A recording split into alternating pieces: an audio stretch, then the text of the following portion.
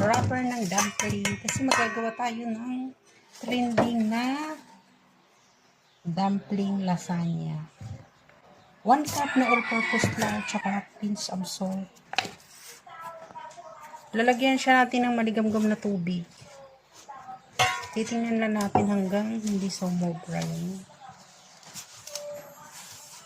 Masahin lang natin yan hanggang mag-combine ang water tsaka yung all-purpose flour. Mamasahin natin yan hanggang maging maganda yung texture ng ating dough.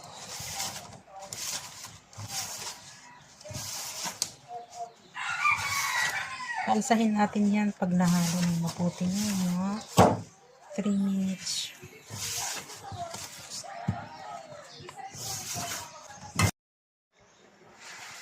Ayan na yung pinaalsa natin na ginawa natin dumplings na all-purpose flour. Pinaalsa lang natin siya. Magagawa tayo ng trending na dumplings lasagna. Magagawa tayo ng homemade na wrapper kasi wala akong homemade na wrapper kahit ang hotdog. Palalaparin ko lang siyang biscuits.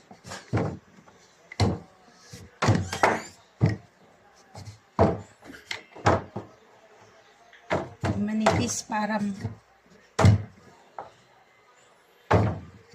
pino yung ating gagawing dumplings lasagna.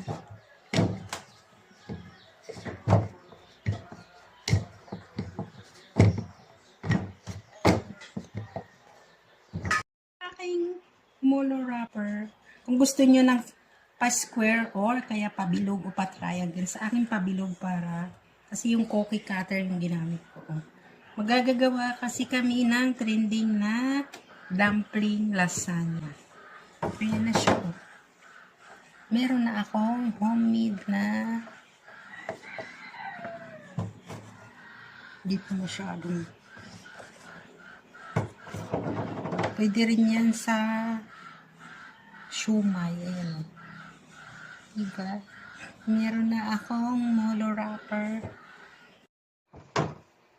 Ayan, magagawa tayo ng dumplings na lasagna. Ito na yung ginawa kong molo wrapper. Ayan. Puro homemade lang yung ginawa ko. Libre na kami ng molo wrapper. At saka ginawa ko yung chicken stock. Ayan.